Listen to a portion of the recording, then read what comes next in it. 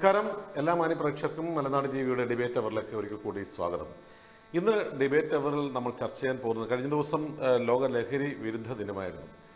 ലഹരി വിരുദ്ധ ദിനവുമായി ബന്ധപ്പെട്ടുകൊണ്ട് കൊച്ചിയിൽ ഒരുപാട് പ്രോഗ്രാമുകൾ വിവിധ പ്രദേശങ്ങളിൽ അരങ്ങേറുകയുണ്ടായി. ഒരുപാട് ഓഡിറ്റോറിയങ്ങൾക്കുള്ളിൽ ശീതീകരിച്ച ഓഡിറ്റോറിയങ്ങൾക്കുള്ളിൽ ഇരുന്നുകൊണ്ട് ആയിരക്കണക്കിന് ആളുകൾ ലഹരി വിരുദ്ധ സന്ദേശങ്ങൾ മുഴക്കുകയും പ്രതിജ്ഞയെടുക്കുകയും ചെയ്ത ദിവസങ്ങളാണ് കഴിഞ്ഞുപോയത്. എന്നെ സംബന്ധിച്ചിട്ട് ഈ ലഹരി വിരുദ്ധ ദിനവും കൊച്ചിയും തമ്മിൽ വളരെ ഏറെ ചർച്ച ചെയ്യപ്പെടേണ്ട വിശേഷങ്ങളുണ്ട്. പ്രധാനമായിട്ടും കഴിഞ്ഞ 2023 മെയ്യിൽ ഏറ്റവും വലിയൊരു വാർത്തയുമായിട്ടാണ് മലയാളത്തിലെ മാധ്യമങ്ങൾ കണ്ണു തുറന്നത്. പ്രധാനമായിട്ടും കൊച്ചി തീരത്ത് 2500 കിലോ മെത്താംഫെറ്റാമിൻ പിടികൂടി. പാകിസ്ഥാനിലെ ജിവാനിയിൽ നിന്നാണ് മയക്കുമരുന്ന് കൊണ്ടുവരുന്നതെന്ന് NCB പറയുന്നു. അപ്പം എന്തായാലും ഈ പറഞ്ഞതുപോലെയുള്ള നാർക്കോട്ടിക് കൺട്രോൾ ബ്യൂറോയും അതുപോലെ തന്നെ ഇന്ത്യൻ നാവികസേനയും ചേർന്ന് കൊച്ചിയുടെ ഇന്ത്യൻ കടൽ തീരത്ത് കപ്പലിൽ നിന്ന് 2500 കിലോ മെത്താംഫെറ്റാമിൻ പിടികൂടുകയും ഓപ്പറേഷൻ സമുദ്ര ഗുപ്തയുടെ ഭാഗമായി ഒരു പാകിസ്ഥാൻ പൗരനെ അറസ്റ്റ് ചെയ്യുകയും ചെയ്തതിന് പിന്നാലെയാണ് NCBയുടെ ഈ ഉറവിടം തേടിയുള്ളൊരു യാത്ര പോയത്. നമ്മൾ പലപ്പോഴും പറയാറുണ്ട്, മയക്കുമരുന്ന് കടത്ത്, അതുപോലെ തന്നെ മറ്റു ചില നാർക്കോട്ടിക് വിഭാഗത്തിലുള്ള കഞ്ചാവ് അടക്കമുള്ള കാര്യങ്ങൾ കടത്തുന്നവരെ പിടിക്കുമ്പം ഏറ്റവും താഴേക്കിടയിലുള്ള അല്ലെങ്കിൽ ഏറ്റവും അവസാനത്തെ കണ്ണിയാണ് പോലീസും അല്ലെങ്കിൽ ഈ പറയുന്ന NCBയും ഒക്കെ പിടിക്കുന്നത്. എന്തുകൊണ്ട് ഇവരെ നന്നായിട്ട് ഒന്ന് ചോദ്യം ചെയ്തുകൊണ്ട് ഇതിൻ്റെ യഥാർത്ഥ ഉറവിടങ്ങൾ കണ്ടെത്തിക്കൂടാ എന്ന് ഉള്ളൊരു സംശയം ഒരു ജേർണലിസ്റ്റ് എന്നുള്ള എനിക്കുമുണ്ട്, ഇത് കേട്ടുകൊണ്ടിരിക്കുന്നത് നിങ്ങൾക്കും ഉണ്ടാകും. ഈ ഒരു സാഹചര്യത്തിലാണ് ഒരു പാകിസ്ഥാൻ പൗരനടക്കമുള്ളവർ ഇടപെട്ട ഈ ഒരു 2500 കിലോ മെത്താംഫെറ്റാമിൻ പിടികൂടുകയും അതിന് ഏകദേശം എനിക്ക് തോന്നുന്നു 2000 കോടിയിലധികം രൂപ മൂല്യമുള്ള ഒരു യഥാർത്ഥ ശുദ്ധമായിട്ടുള്ള മെത്താംഫെറ്റാമിനാണ് കിട്ടിയത്. പാക് ആസ്ഥാനമുള്ള മയക്കുമരുന്ന് കാർട്ടർ കിങ് പിൻ ഹാജി സലീമാണ് മയക്കുമരുന്ന് അയച്ചതെന്ന് ഏജൻസി സംശയിക്കുന്നുണ്ട്. പിടിച്ചെടുത്ത മയക്കുമരുന്ന് പാക്കറ്റുകളിൽ തേൾ, ബിറ്റ്കോയിൻ, റോളക്സ് 555 എന്നിങ്ങനെയുള്ള അടയാളങ്ങളുമുണ്ട്. ഇവ ഇറാൻ, പാകിസ്ഥാൻ തീരങ്ങളിലെ വിവിധ മെത്ത് ലാബുകളിലേക്ക് നമ്മളുടെ സംശയങ്ങൾ വിരൽ ചൂണ്ടുന്നവയാണ്. ഒരു മദർ ഷിപ്പും കൂടുതൽ മയക്കുമരുന്ന് കൊണ്ടുപോകുന്ന മറ്റ് ഷിപ്പുകളും കടലിൽ അന്നേരം ആ സാഹചര്യങ്ങളിൽ ഉണ്ടായിരുന്നുവെന്നും അവ തടയുന്നതിനുള്ള തിരച്ചിൽ നടക്കുകയാണെന്നും NCB അന്ന് പറഞ്ഞിരുന്നു. അതിനായി NCBയുടെ ഇന്ത്യൻ നാവികസേനയുടെ സഹായം കൂടി അന്ന് തേടിയിരുന്നു. പാകിസ്ഥാനിലെ ജിവാനിയിൽ നിന്നാണ് മയക്കുമരുന്ന് കൊണ്ടുവന്നത്. ഹാജി സലീമിന്റെ ശൃംഖലയുടേതാണെന്നാണ് അന്ന് അന്വേഷണത്തിൽ കണ്ടെത്തിയത്. അറസ്റ്റിലായ പ്രതികളെ വിശദമായി ചോദ്യം ചെയ്യണം. ഇതിലും വലിയ അളവിലുള്ള നിരോധിത വസ്തുക്കളുമായി ഒരു മദർഷിപ്പും മറ്റ് കപ്പലുകളും ഉണ്ടാകാമെന്ന് ഞങ്ങൾ സംശയിക്കുന്നുവെന്ന് കൊച്ചിയുടെ NCB zonal director P. Aravindan അന്ന് നമുക്ക് റിപ്പോർട്ട് ചെയ്തിരുന്നു. സെൻട്രൽ സൗത്ത് വെസ്റ്റേൺ ഏഷ്യയുടെ ക്രോസ് റോഡുകളിൽ സ്ഥിതി ചെയ്യുന്ന ഏഷ്യയിലെ അനധികൃത മയക്കുമരുന്ന് സൂപ്പർ ഹൈവേകളിൽ ഒന്നിന് നൽകിയിട്ടുള്ള ഗോൾഡൻ ക്രസന്റ് റൂട്ടിൽ നിന്നാണ് മയക്കുമരുന്ന് പിടികൂടുക. ഒരു പ്രത്യേക റൂട്ട് വരെ അവർ ഇതിനുവേണ്ടി സംവിധാനം ചെയ്തിരുന്നു എന്നാണ് പറയുന്നത്. കടൽ തീരങ്ങളിലൂടെ കടന്നു പോകുന്ന പല ഷിപ്പുകളിലും ഈ പറഞ്ഞതുപോലെ എത്ര കിലോ കണക്കിന് അല്ലെങ്കിൽ ടൺ കണക്കിന് മയക്കുമരുന്നുകളാണ് ഇന്ത്യൻ തീരത്ത് വന്ന് അടിയുന്നതെന്നുള്ളതിൻ്റെ ഒരു സൂചനയാണ് വന്നത്. എന്തുകൊണ്ടാണ് കൊച്ചിയെ ഇത്തരം ഷിപ്പുകളൊക്കെ ഫോക്കസ് ചെയ്യുന്നത്? അല്ലെ, കൊച്ചി ഇന്ന് ലോക മയക്കുമരുന്നിൻ്റെ ഒരു ഹബ്ബായി മാറിക്കൊണ്ടിരിക്കുകയാണ്. ഈ ഒരു സാഹചര്യത്തിൽ ഈ ഒരു വിഷയവുമായി ബന്ധപ്പെട്ട്, അതായത് നമ്മുടെ യുവതലമുറയെ ഗ്രസിച്ചിരിക്കുന്ന ഈ ഒരു മയക്കുമരുന്ന് ലോബിയുടെ ഒരു അവരെ ലോബിയുമായുള്ള അടുപ്പവും ഈ മയക്കുമരുന്നിൻ്റെ ഉപയോഗവും ശരിക്കും പറഞ്ഞാൽ ഒരു ബയോ വാറിലേക്കാണ് നമ്മൾ എത്തിയിരിക്കുന്നത്. ഒരു വലിയൊരു ടെററിസമാണ്. രാജ്യത്തെ തകർക്കുന്നതിന് ഇത്രത്തോളം കേപ്പബിലിറ്റിയുള്ള വെപ്പൺ ഇല്ല എന്ന് നമുക്ക് വേണമെങ്കിൽ പറയാൻ പറ്റും. രണ്ട് കാര്യങ്ങളാണ് ഈ വെപ്പൺ മൂലം അതിൻ്റെ ശത്രു വിഭാഗത്തിന് കിട്ടുന്നത്. ഒന്ന്, ഒരു രാജ്യത്തിൻ്റെ യുവതലമുറയുടെ മസ്തിഷ്ക പ്രക്ഷാളനത്തിലൂടെ മസ്തിഷ്കം തകർത്തുകൊണ്ട് പുതിയ തലമുറയെ തലകുനിച്ചിരിക്കുന്ന ഒരു തലമുറയായിട്ട് മാറ്റുമ്പോഴത്തേക്ക് നമ്മളുടെ മാനവ വിഭവശേഷി നശിപ്പിച്ചു കഴിഞ്ഞാൽ ആ രാജ്യത്തിനെ വളരെ വേഗത്തിൽ കീഴ്പ്പെടുത്താൻ സാധിക്കുമെന്നുള്ളത് ഒരു കാര്യം. മറ്റൊരു കാര്യം, ഈ രാജ്യത്തുള്ള 2500 കിലോ ഈ പറയുന്ന മെത്ത് നമ്മൾ വിപണി മൂല്യം അനുസരിച്ച് നോക്കിയപ്പോൾ തന്നെ 2000 കോടി രൂപയോളം വില വരുന്നുണ്ട് ലോക വിപണിയിൽ. അപ്പോൾ ഈ ഇത്രത്തോളം ഒരു തീവ്രവാദം നടത്തിയാൽ തിരികെ പണം ലഭിക്കുന്ന ഏക വജ്രായുധം കൂടിയാണ് നാർക്കോട്ടിക് എന്ന് പറയുന്ന ഒരു സംഭവം. അപ്പോൾ എന്തായാലും ഈ ഒരു സാഹചര്യത്തിൽ നമ്മളുടെ തലമുറയെ ഇത്തരമൊരു നരാധവന്മാരുടെ ജീവിത മുഴുവനും നശിപ്പിക്കുന്ന രീതിയിലുള്ള ഒരു ഇടപെടലിന് വിട്ടുകൊടുക്കണമോ എന്നുള്ള ചോദ്യം ഉയർത്തിക്കൊണ്ടാണ് ഇന്നത്തെ ഡിബേറ്റ് അവർ ചർച്ച ചെയ്യുന്നത്. എന്നോടൊപ്പം ഇപ്പോൾ നമ്മളുടെ മുൻ ന്യായാധിപനായിട്ടുള്ള റിട്ടയർഡ് ജസ്റ്റിസ് കമാൽ പാഷ ചേരുന്നുണ്ട്. നമസ്കാരം സാർ, കേൾക്കാമെങ്കിൽ. ഒരുപക്ഷെ റിട്ടയർ ലൈഫിന് ശേഷം ഏറ്റവും കൂടുതൽ ചർച്ച ചെയ്യപ്പെടുന്ന ഒരു വ്യക്തിയാണ് ജസ്റ്റിസ് കമാൽ പാഷ. ഏതൊരു നെറികേട് കണ്ടാലും സധൈര്യം അതിനെ എതിർക്കുകയും ഏതൊരു കാര്യത്തിലും തൻ്റെതായിട്ടുള്ള വ്യക്തമായിട്ടുള്ള അഭിപ്രായം രേഖപ്പെടുത്തുന്നതിലും ഒരു വീഴ്ചയും വരുത്താതെയുള്ള ഒരു മാധ്യമ ഇടപെടലാണ് അദ്ദേഹം നിരന്തരം നടത്തിക്കൊണ്ടിരിക്കുന്നത്. ഈ ഒരു കാര്യത്തിൽ ഇന്ന് ഞാൻ ഈ ചർച്ച ചെയ്യുന്ന കാര്യത്തിൽ നമുക്കിവിടെ ഈ ഒരു പ്ലാറ്റ്ഫോമിൽ എന്നോടൊപ്പം സഞ്ചരിക്കുന്നതിനും അതുപോലെ തന്നെ ഈ ഒരു വിഷയവുമായി ബന്ധപ്പെട്ടുകൊണ്ട് അവരവരുടെ എക്സ്പീരിയൻസ് ഷെയർ ചെയ്യുന്നതിനും മറ്റ് അഭിഭാഷകരടക്കം അല്ലെങ്കിൽ പിന്നെ ന്യായാധിപന്മാരടക്കമുള്ളവർ നമ്മൾ അപ്രോച്ച് ചെയ്തിരുന്നു. റിട്ടയർഡ് ആളുകളുടെ കാര്യമാണ് ഞാൻ പറഞ്ഞത്. ഇവിടുത്തെ മുൻ കമ്മീഷണർ, എക്സൈസ് കമ്മീഷണർ അടക്കമുള്ള ഒരാളെ ബന്ധപ്പെട്ടപ്പം അവരൊന്നും ഇനി എനിക്ക് കമൻറ്റ് ചെയ്യാനില്ല എന്നാണ് പറഞ്ഞത്.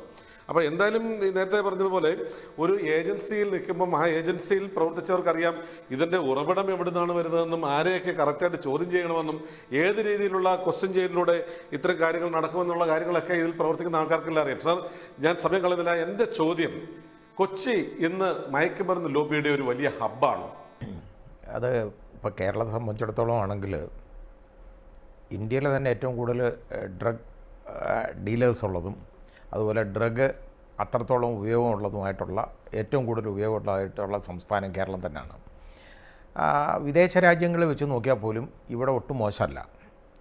പക്ഷേ അങ്ങനെ ഞാൻ കണ്ടിട്ടുണ്ട്. അമേരിക്കയിലൊക്കെ ലോസ് ആഞ്ചലസിലൊക്കെ ഞാൻ തെരുവിലൊക്കെ ഇരിക്കുന്ന ആളുകളും നടക്കുന്ന ആളുകളും ഒക്കെ കണ്ടിട്ടുണ്ട്, ഒരു ബോധവുമില്ലാതെ. കാരണം അവർ സൈക്കോട്രോപിക് സബ്സ്റ്റൻസ് മാത്രം കഴിക്കുന്നവർ ഞാൻ കണ്ടിട്ടുണ്ട്. അതൊരു എക്സ്ട്രീം കേസാണ്. പക്ഷേ ഏതാണ്ട് ആ രീതിയിലേക്ക് നമ്മുടെ നാട് അധപ്പതിക്കാൻ പോവുകയാണ് ഇപ്പോൾ. കാരണം പണ്ട് ആകെപ്പാടെ ഉപയോഗിച്ചുകൊണ്ടിരുന്ന ആളുകൾ ഉപയോഗിച്ചുകൊണ്ടിരുന്നെന്ന് പറഞ്ഞാൽ പണ്ട് ചാരായം പാറ്റി കഴിക്കുമായിരുന്നു. അത് ഫോറിൻ ലിക്കർ വന്നപ്പോൾ അത് വഴി മാറിക്കൊടുത്തു പോയി. പിന്നെ അതും കഴിഞ്ഞതിന് ശേഷം ഇതും പോരാ, പിന്നെ കഞ്ചാവിലേക്ക് പോയി ആളുകൾ ഒരുപാട്, കന്നാബിസ്. ആ കഞ്ചാവ് കൊണ്ടും വലിയ പ്രയോജനമില്ലാന്ന് കാണുമ്പം ആണ് പിന്നെ സൈക്കോട്രോപിക് സബ്സ്റ്റൻസ്, കഞ്ചാവ് എന്നൊക്കെ പറയുന്ന നർക്കോട്ടിക് ഡ്രഗായിട്ട് മാറും അത് കന്നാബിസ്. ആ സൈക്കോട്രോപിക് സബ്സ്റ്റൻസ് ഇപ്പോൾ MDMA പോലുള്ള സാധനങ്ങളെന്ന് പറയുന്ന കെമിക്കൽസ്, അതെന്നൊക്കെ പറഞ്ഞാൽ ഇവിടെ പണ്ട് നമുക്ക് ഇമാജിൻ ചെയ്യാൻ പോലും ഒക്കത്തില്ല കേരളത്തിൽ ഈ സാധനം കിട്ടുമെന്ന്. കാരണം അതിന് അത്രയും വിലയുണ്ട്. അത് മാത്രമല്ല അതിൻ്റെ അവൈലബിലിറ്റി എന്ന് പറയുന്നത് വളരെ ബുദ്ധിമുട്ടാണ്. പണ്ട് അതായത് ഏറ്റവും കൂടുതൽ കൊളംബിയയിൽ നിന്നും ഇവിടുന്ന് കൊക്കൈനും ഇതിങ്ങനെയൊക്കെ വരുന്ന ഈ സാധനങ്ങളും ഒക്കെ വരുന്നത് കൊളംബിയ മുതലായ മറ്റ് രാജ്യങ്ങളിൽ നിന്നും ഒക്കെ ആയിരുന്നു. അതൊക്കെ ഇപ്പം മാറിയതിന് ശേഷം ഇപ്പോൾ കേരളത്തിൽ ഇത് വളരെ സുലഭമായിട്ട് വന്നുകൊണ്ടിരിക്കുകയാണ്. സുലഭമാണ് കേരളത്തിൽ. ഇതെങ്ങനെ വരുന്നു എന്ന് നോക്കിക്കഴിഞ്ഞു കഴിഞ്ഞാൽ നമ്മുടെ ഭരണപരാജയം എന്ന് തന്നെ ഞാൻ പറയുള്ളൂ. നിയമത്തിൻ്റെ അപര്യാപ്തത എന്നൊക്കെ ഒരുപാട് പേര് പറയും. നിയമത്തിൻ്റെ അപര്യാപ്തതയൊന്നും അല്ല സാർ. നമ്മളിപ്പം പലപ്പോഴും നമ്മൾ കാണാറുണ്ട്. ഇപ്പം ഞാനൊരു വാർത്ത കൂടി വായിക്കാം. കാരണം ഇത്തരം മയക്കുമരുന്ന് റാക്കറ്റുകളെ പിടികൂടിയെന്ന് വലിയ വാർത്തകൾ വരാറുണ്ട്. ഒരു വാർത്ത ഇങ്ങനെയാണ്, ദ ഹിന്ദു ആണ് പബ്ലിഷ് ചെയ്തിരിക്കുന്നത്. പ്രമുഖ മയക്കുമരുന്ന് റാക്കറ്റിലെ രാജാവിനെ എക്സൈസ് പിടികൂടി, ഐസ്ബത്ത് പിടികൂടിയെന്നാണ്. നഗരം കേന്ദ്രീകരിച്ചുള്ള മയക്കുമരുന്ന് റാക്കറ്റുകൾക്ക് കുരുക്ക് ശക്തമാക്കുന്നതിന്റെ ഭാഗമായി സംസ്ഥാന എക്സൈസ് എൻഫോഴ്സ്മെന്റ് സ്ക്വാഡ് സീസ് ഒരു പ്രധാന റാക്കറ്റിന്റെ രാജാവ് ഉൾപ്പെടെ 2 പേരെ പിടികൂടി. ഐസ്ബത്ത് എന്ന പേരിൽ അറിയപ്പെടുന്ന 10 ഗ്രാം മെത്താംഫെറ്റാമൈൻ ആണ് പിടിച്ചെടുത്തത്. മഞ്ഞുമ്മലിലെ ഷമിൻ ഷാജി 26 വയസ്സാണ് ഷമിൻ ഷാജിക്കുള്ളത്. ചൂർണിക്കര സ്വദേശി അക്ഷയ് VS 27 വയസ്സ് എന്നിവരാണ് അറസ്റ്റിലായത്. ഇവരെല്ലാം യുവജനങ്ങളാണ്. മഞ്ഞുമൽ മച്ചാൻ എന്ന പേരിൽ നടക്കുന്ന റാക്കറ്റിന്റെ ഭാഗമാണ് ഇവർ. Cess, excise intelligence, Varapuzha excise range officer എന്നിവർ ചേർന്ന് സംയുക്തമായിട്ടാണ് പ്രതികളെ പിടികൂടിയത്. രാജസ്ഥാനിൽ മർച്ചന്റ് നേവി കോഴ്സ് പഠിക്കുന്ന ഷാബിൻ പഞ്ചാബ് സ്വദേശിയിൽ നിന്ന് കുറഞ്ഞ വിലയ്ക്ക് മയക്കുമരുന്ന് എത്തിച്ച് കളമശ്ശേരി, ഏലൂർ, മഞ്ഞുമ്മൽ ഉൾപ്പെടെയുള്ള പ്രദേശങ്ങളിൽ വിൽപ്പന നടത്തിയിരുന്നതായി എക്സൈസ് ഉദ്യോഗസ്ഥർ പറഞ്ഞു. പല സിന്തറ്റിക് മരുന്നുകളെക്കാളും അപകടകരവും ആവശ്യക്കാർ ഏറെ ഉള്ളതുമാണ് ഐസ്മെത്ത് എന്ന് ഉദ്യോഗസ്ഥർ പറയുന്നു. അമിത ഉപയോഗത്തിൽ അത് ശരീര താപനിലയിൽ മാറ്റം വരുത്തുകയും രക്തസമ്മർദ്ദത്തിൻ്റെ ഏറ്റക്കുറച്ചിലുകൾക്ക് കാരണമാവുകയും പിന്നീട് ഹൃദയാഘാതത്തിന് വഴിയൊരുക്കുകയും ചെയ്യുന്ന ഈ മാരകമായിട്ടുള്ള സിന്തറ്റിക് ഡ്രഗാണ് ഇപ്പം നിർബാധം കേരളത്തിൽ, പ്രത്യേകിച്ച് കൊച്ചിയിൽ നടക്കുന്നത്. സാർ, ഞാൻ ചോദിക്കുന്നത്, ശരിക്കും ഞാൻ 2000 കോടി രൂപ എന്നാണ് ഇതുവരെ പറഞ്ഞുകൊണ്ടിരുന്നത്. 20,000 കോടി രൂപയാണ് സുഹൃത്തുക്കളെ ഈ പറയുന്ന നേരത്തെ ഞാൻ സൂചിപ്പിച്ചിട്ടുള്ള 2500 കിലോ മെത്താംഫെറ്റമിൻ എന്ന് പറയുന്ന ആ ഒരു മാരക ഡ്രഗും അതുപോലെ തന്നെ 500 കിലോ ഹെറോയിൻ, 525 കിലോ ഹഷിഷ് ഓയിൽ എന്നിവയാണ് നമ്മളുടെ ആഴക്കടലിൽ നിന്ന് കൊച്ചി നാവികസേനയുടെ സഹായത്തോടെ നാർക്കോട്ടിക് കൺട്രോൾ ബ്യൂറോ പിടിച്ചെടുത്തത്. നാവികസേനയും നാർക്കോട്ടിക് കൺട്രോൾ ബ്യൂറോയും സംയുക്തമായി നടത്തിയ പരിശോധനയിൽ ലഹരി മരുന്ന് പിടികൂടി എന്ന് പറയുമ്പം സാർ, എനിക്ക് മറ്റൊരു കാര്യം കൂടി ചോദിക്കാനുള്ളത്, ഈ ഒരു സംഭവം ഇത് നമ്മുടെ രാജ്യത്ത് ഇന്ത്യയിൽ അല്ലെങ്കിൽ കേരളത്തിലായതുകൊണ്ടല്ലേ നിർബാധം ഒരു പണിഷ്മെന്റ് കഴിഞ്ഞു, അവർ പിടികൂടി അവരെ അറസ്റ്റ് ചെയ്തു, അവരെ ജയിലിലടയ്ക്കുന്നു, കോടതിയിൽ കേസ് വരുന്നു, അവർക്ക് കോടതി നിർദ്ദിഷ്ട കുറ്റം ചുമത്തി അവരെ ജയിലിലടയ്ക്കുന്നു, അവർക്ക് പിന്നെ തടവ് വിധിക്കുന്നുണ്ട്. മറ്റ് അറബ് രാജ്യങ്ങൾ അടക്കമുള്ള രാജ്യങ്ങളിൽ തല വെട്ടിക്കളയുന്ന ശിക്ഷയാണ് ഇതിനുള്ളത്. അതായത് ഏറ്റവും കടുത്ത ശിക്ഷയാണ് മയക്കുമരുന്ന് കൈവശം വെച്ചാൽ പോലും പലർക്കും കിട്ടാറുള്ളത്. പല ഹതഭാഗ്യരായിട്ടുള്ള ഇന്ത്യക്കാരും പ്രവാസികളായിട്ട് ആദ്യത്തെ യാത്രയിൽ തന്നെ ഫ്ലൈറ്റിൽ യാത്ര ചെയ്ത് മറ്റ് അറബ് രാജ്യങ്ങളിലേക്ക് പോകുമ്പം കൂടെ സഞ്ചരിച്ചിരുന്ന ആൾ ക്യാരിയറായിട്ട് ഇയാൾ ഉപയോഗിക്കുന്നത് മുഖേന പിന്നെ അബദ്ധവശാൽ പിടികൂടുമ്പോൾ ഈ ആളിൻ്റെ കയ്യിൽ കൊടുത്തിരിക്കുന്ന പൊതി സുഹൃത്തിന് കൊടുക്കണം, അവൻ വന്ന് കൈപ്പറ്റിക്കോളും എന്നൊക്കെ പറഞ്ഞാണ് ഒരു പൊതി കൊടുക്കുന്നത്. ഈ പൊതി മയക്കുമരുന്നാണെങ്കിൽ ഇയാളെ ജീവിതകാലം മുഴുവനും ജയിലിലടക്കുകയും വധശിക്ഷയ്ക്ക് വിധിക്കുകയും ചെയ്യുന്നൊരു സാഹചര്യം അറബ് രാജ്യങ്ങളുണ്ട്. നമ്മുടെ രാജ്യത്തെ ശിക്ഷകൾ ലളിതമായത് കാരണമാണോ നിർബാധം ഇത്തരം 2500 കിലോയൊക്കെ കേരളത്തിൻ്റെ കടൽത്തീരങ്ങളിലേക്ക് അയക്കാൻ കപ്പാസിറ്റി ഉള്ള രാജാക്കന്മാർ ഇവിടെ വിലസുന്നു? അതുപോലെ തന്നെ ചെറിയ കുട്ടികൾ 25-26 വയസ്സുള്ള പഠിച്ചുകൊണ്ടിരിക്കുന്ന നാവികസേനയിലെ ട്രെയിനിങ്ങിന് പോയ കുട്ടിയാണ് ഒരാൾ രാജസ്ഥാനിൽ. അവരടക്കമുള്ളവർ ഈ പറയുന്ന നാർക്കോട്ടിക് ബിസിനസ്സിലേക്ക് കടന്നു വരുന്നു. ഇതൊക്കെ ഈ പറയുന്ന ലളിതമായിട്ടുള്ള ശിക്ഷകളായതുകൊണ്ട് ഭയമില്ലാത്തതുകൊണ്ടല്ലേ ഇവർ വീണ്ടും വീണ്ടും ഇത്തരം കാര്യങ്ങൾ ഇടപെടുന്നത്? സാർ, നമ്മുടെ ഭരണപരാജയം എന്ന് തന്നെ ഞാൻ പറയുള്ളൂ. നിയമത്തിൻ്റെ അപര്യാപ്തത എന്നൊക്കെ ഒരുപാട് പേര് പറയും. നിയമത്തിൻ്റെ അപര്യാപ്തതയൊന്നും അല്ല. നിയമത്തിൻ്റെ അപര്യാപ്തത എന്ന് പറഞ്ഞു കഴിഞ്ഞാൽ നമുക്ക് narcotic drugs and psychotropic substance act വളരെ സ്ട്രിഞ്ചൻ്റ് പ്രൊവിഷൻസ് ഉള്ള നിയമമാണ്. ആ നിയമം നമ്മുടെ രാജ്യത്ത് നിലവിലിരിക്കുന്നു. നമ്മുടെ ഇവിടെ കേരളത്തിലൊക്കെ അതനുസരിച്ചുള്ള ധാരാളം കേസുകളും ഉണ്ടാകുന്നുണ്ട്. പക്ഷേ ഇതിൻ്റെ കുഴപ്പം എന്താ അറിയോ, ഇത് പിടിക്കപ്പെടുമ്പോൾ ഉണ്ടല്ലോ, ഈ സാധനം പിടിക്കപ്പെടുമ്പോൾ ഈ ക്യാരിയേഴ്സ് അല്ലെങ്കിൽ ഇതിൻ്റെ ഈ സബ് ഡീലേഴ്സ്, അതായത് വളരെ ചെറിയ കച്ചവടക്കാർ താഴേക്കിടയിലുള്ള ഇവരെ മാത്രം അല്ലെങ്കിൽ ഉപയോഗിക്കുന്നവർ, ഇവരിലേക്ക് മാത്രമായിട്ടാണ് ഈ കേസ് പോകുന്നത്. ഇവരെ പിടിച്ചു കഴിഞ്ഞാൽ എന്താണെന്നറിയോ, പിന്നെ അതിന് മുകളിലോട്ടുള്ള അന്വേഷണം ഇല്ല. എന്താ ഇല്ലാത്തത് എന്നുള്ളതിന് മറുപടി ഇത് അന്വേഷിക്കാൻ പറ്റാത്തതാണോ പോലീസിന്? ഇത് അന്വേഷിക്കേണ്ടവർ തന്നെ ആയിരിക്കണം. ഇത് യഥാർത്ഥത്തിൽ ഈ നാർക്കോട്ടിക് ഡ്രഗ്സ് ഡീൽ ചെയ്യേണ്ട ആളുകൾ, അതായത് ആ കേസുകൾ ഡീൽ ചെയ്യേണ്ടവർ, NDPS ആക്ടിൻ്റെ കേസുകൾ ഡീൽ ചെയ്യേണ്ടവർ, അതിന് മുകളിലോട്ട് അന്വേഷണം കൊണ്ടുപോകാൻ കഴിവുള്ളവരായിരിക്കണം. അതില്ല. വിദേശത്തൊക്കെ ആണെങ്കിലോ അവിടെ എവിടെ മേളിലാണെങ്കിൽ അവിടെ പിടിക്കും. ഇവിടെ ആണെന്നുണ്ടെങ്കിൽ ഇപ്പോൾ കഞ്ചാവ് പിടിക്കുന്നു, ഒരുത്തൻ്റെ കയ്യിൽ നിന്ന് ഒരു 25 കിലോ കഞ്ചാവ് പിടിച്ചു. 25 കിലോ ഒന്നും ഇപ്പോൾ വലിയ പ്രശ്നമല്ല, അതുപോലെ ആവും. അത് 2500 കൊണ്ടുവന്നതിൽ നിന്നായിരിക്കും 25 കിലോ എൻ്റെ കിട്ടിയേക്കുന്നത്. അപ്പോൾ ഈ 2500 കൊണ്ടുവന്നത് ആര്, എവിടുന്ന് കൊണ്ടുവന്നു, അതാര് കളക്ട് ചെയ്ത് കൊടുത്തു എന്നുള്ളതിലേക്ക് അന്വേഷണം പോകണം. ഇന്ന് വരെ പോയിട്ടുണ്ടോ? ഒരിക്കലും അന്വേഷണം പോകുന്നില്ല. ഇപ്പോൾ MDMA പിടിക്കും. ഇവിടെ MDMA പിടിച്ചു, അത് 10 ഗ്രാം MDMA ഉണ്ടായിരുന്നു. ശരി, 10 ഗ്രാം MDMA എന്ന് പറയുന്നത് വലിയ ക്വാണ്ടിറ്റിയാണ്. അത് യഥാർത്ഥത്തിൽ വളരെ വലിയ മനുഷ്യനെ ഒരുപാട് ദോഷം ചെയ്യുന്ന സാധനമാണ്. പക്ഷേ ആ പിടിക്കുന്നവന് ഈ 10 ഗ്രാം അവൻ്റെ കയ്യിലുണ്ടെങ്കിൽ അവിടെ തീർന്നു. ഇവനിത് എവിടുന്ന് കിട്ടിയത് എനിക്ക് മറ്റേടത്തുനിന്ന് അയച്ചു കിട്ടി. എവിടുന്ന് ആരയച്ചു ഇവനറിയാൻ വയ്യാത്തല്ലോ. അത് ഇവൻ്റെ കയ്യിൽ നിന്ന് മനസ്സിലാക്കണം, എല്ലാം വേണം. ഇനി ഇതൊക്കെ മനസ്സിലാക്കാൻ പോയാൽ പണ്ടൊക്കെ അന്ന് ഈ പോലീസുകാരുടെ അടിയൊക്കെ കൊടുത്തെങ്കിലും ഇതറിയുമായിരുന്നു. ഇന്നിപ്പോൾ എന്താണെന്നറിയോ, ഈ പോലീസുകാർ ഈ ഇങ്ങനെയുള്ള 3rd ഡിഗ്രി മെത്തേഡ് അത് ചെയ്യണമെന്നല്ല ഞാൻ പറയുന്നത്, അവർക്ക് 3rd ഡിഗ്രി മെത്തേഡ് ഒന്നും പ്രയോഗിക്കാൻ ഒക്കത്തില്ല. ഒന്ന്, പിന്നെ ഹ്യൂമൻ റൈറ്റ്സ് വയലേഷൻ എന്ന് പറഞ്ഞിട്ട് ഒരുപാട് ആളുകൾ ഇതും എടുത്തു പിടിച്ചുകൊണ്ട് വരും. അതൊക്കെ വന്നു കഴിയുമ്പോഴത്തേക്ക് ഇതിൻ്റെ ബുദ്ധിമുട്ടെന്ന് പറയുന്നത് ഈ പോലീസുകാർ വിചാരിക്കും ഞങ്ങളെന്തിനാ ഉപദ്രവത്തിന് പോകുന്നേ എന്ന് വിചാരിക്കുന്ന പോലീസുകാരുണ്ട്. പിന്നെ അങ്ങനെ മാത്രമല്ല ഇത് ഒതുങ്ങുന്നത്. ഇത് മേലെ തട്ടിൽ നിന്ന് വലിയ തോതിലുള്ള പണം ഇങ്ങോട്ട് കൊടുക്കുമ്പോൾ അത് വാങ്ങിച്ചു വെച്ചുകൊണ്ട് അന്വേഷണം അവിടെ നിർത്തും. വേറെ ഒന്നും അറിയാൻ വയ്യ. പണ്ട് ഞാൻ എറണാകുളത്ത് ഈ 2nd അഡീഷണൽ സെഷൻസ് ജഡ്ജിയായിട്ട് ആദ്യം ഞാൻ സർവീസിൽ കയറി ഞാൻ ജോലിയിൽ വരുമ്പോൾ NDPS കേസിനകത്ത് വരുന്നത് ഈ കഞ്ചാവ് പിടിച്ചുകൊണ്ട് വരുന്ന കേസുകളിലെല്ലാം മൂകരും ബധിരരുമായിട്ടുള്ള ആളുകളായിരുന്നു, പൊട്ടന്മാർ എന്ന് നമ്മൾ പറയും. ഇവർ എത്രയോ കേസാണെന്നറിയോ, അവരെ അവസാനം ഇതിൻ്റെ നടത്തുന്ന ഡെഫ് സ്കൂൾ നടത്തുന്ന ഈ നമ്മുടെ പുരോഹിതരുണ്ട്, അവിടുന്ന് കന്യാസ്ത്രീകൾ, അവിടുന്ന് ആ കന്യാസ്ത്രീകൾ, ആ സഹോദരിമാരും അമ്മമാരും വന്നാണ് ഇവർ പറയുന്നത് എന്താണ് ഇവർക്ക് മനസ്സിലാക്കണം, ഇവർക്ക് അങ്ങോട്ട് അത് മനസ്സിലാക്കി കൊടുക്കുക, ഇൻ്റർപ്രറ്റ് ചെയ്ത് കൊടുക്കുക, അവരുടെ കയ്യിൽ നിന്ന് എന്തെങ്കിലും അറിയാനുണ്ടെങ്കിൽ ഇൻ്റർപ്രറ്റ് ചെയ്ത് ഇങ്ങോട്ട് വാങ്ങിച്ചു തരിക എന്ന് പറയുന്നത് ഇവരുടെ ജോലിയായിരുന്നു. അങ്ങനെ ഞാനിത് അന്വേഷിക്കാൻ പോയി, ഇതെന്താ ഈ വരുന്ന കേസുകളിലെല്ലാം അത് മൂവാറ്റുപുഴ ഭാഗത്തുനിന്ന് ആ കേസുകൾ വന്നുകൊണ്ടിരുന്നത്. ഇത് ഇത്രയും ഈ മൂകരും ബധിരമായിട്ടുള്ള ആളുകളാണ് മൂവാറ്റുപുഴ ഉള്ളത് എന്ന് ഞാൻ അന്വേഷിച്ച് വന്നപ്പോഴാണ് മനസ്സിലായത് ഏതാണ്ട് 100 അന്നത്തെ കാലത്ത് 100 പേരെ ഇങ്ങനെയുള്ള ആളുകളെ പല ഭാഗങ്ങളിൽ നിന്ന് റിക്രൂട്ട് ചെയ്തിട്ടുണ്ട്. കാരണം അവർക്ക് മിണ്ടാനൊക്കത്തില്ല, ഒന്നും പറയാൻ ഒക്കത്തില്ല, ചോദിച്ചവരുടെ നിന്ന് മനസ്സിലാക്കാൻ ഒക്കത്തില്ല. അതോടുകൂടി അവരാണ് ഈ ഡീൽ ചെയ്യുന്നത്. അങ്ങനെ അതിൻ്റെ മുകളിലോട്ട് അന്വേഷണം ഉണ്ടായിരുന്നു. പക്ഷേ ഇന്ന് ഈ പൊട്ടന്മാരൊന്നുമല്ല ഈ MDMA ഡീൽ ചെയ്യുന്നത്. എല്ലാം സമൂഹത്തിൽ വലിയ ഉന്നത സ്ഥാനങ്ങളിരിക്കുന്നവരും ഒക്കെ തന്നെയാണ് കൂടുതലും. അത് കലാകാരന്മാർ എന്നൊക്കെ നമ്മൾ ഓരോരുത്തരെ പറയും, ആ രീതിയിലുള്ള ആളുകളാണ്. പക്ഷേ അവരുടെ കയ്യിൽ നിന്ന് ഇത് പിടിച്ചാൽ അവർക്ക് എവിടെ നിന്ന് കിട്ടി ഇതെന്ന് അവർക്ക് പറയാൻ അറിയാൻ വയ്യത്തൊന്നുമല്ല, അത് അവരുടെ കൊണ്ട് പറയിപ്പിക്കണം. അതിന് ഒരുപാട് മാർഗ്ഗങ്ങൾ പ്രയോഗിക്കണം, മെനക്കെടണം. അവർ 3rd ഡിഗ്രി ഒന്നും വേണമെന്ന് ഞാൻ പറയുന്നില്ല, പക്ഷേ ഇല്ലാതെ തന്നെ ആ അന്വേഷണം അവരുടെ മൊബൈൽ മുഴുവൻ പരിശോധിക്കുക.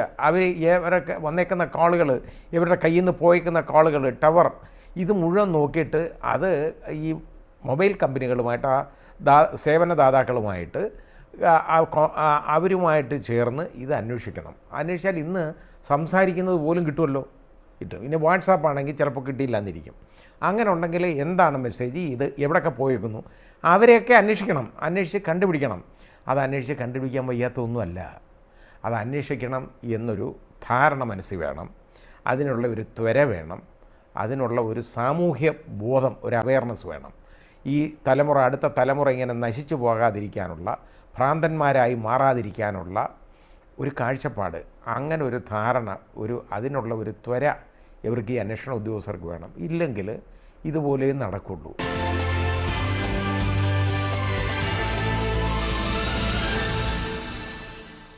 ശരിക്കും ഞാൻ 2000 കോടി രൂപ എന്നാണ് ഇതുവരെ പറഞ്ഞുകൊണ്ടിരുന്നത്. 20,000 കോടി രൂപയാണ് സുഹൃത്തുക്കളെ ഈ പറയുന്ന, നേരത്തെ ഞാൻ സൂചിപ്പിച്ചിട്ടുള്ള 2500 കിലോ പെത്താഫെറ്റമിൻ എന്ന് പറയുന്ന ആ ഒരു മാരക ഡ്രഗും, അതുപോലെ തന്നെ 500 കിലോ ഹെയറോയിൻ, 525 കിലോ ഹഷിഷ് ഓയിൽ എന്നിവയാണ് നമ്മളുടെ ആഴക്കടലിൽ നിന്ന് കൊച്ചി നാവികസേനയുടെ സഹായത്തോടെ നാർക്കോട്ടിക് കൺട്രോൾ ബ്യൂറോ പിടിച്ചെടുത്തത്.